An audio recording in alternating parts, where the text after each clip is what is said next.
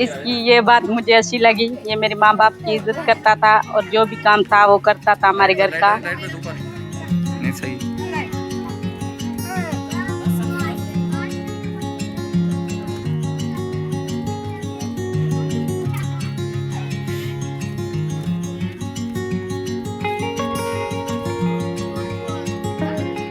फिर मेरे माँ बाप ने कहा ये तुम्हारे लिए सही है। उसने यहाँ कहा तो मैंने भी यहाँ कहा सही है। फिर हमारी शादी हो गई 1 हफ्ते में।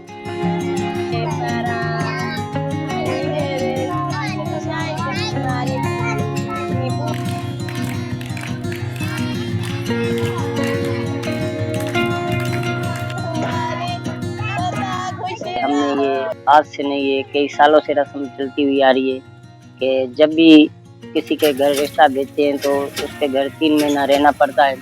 मैं भी 3 महीने उनके घर रह के आया हूँ और उसके बाद जो भी उनके घर का काम वगैरह था वो मैं उधर करता था।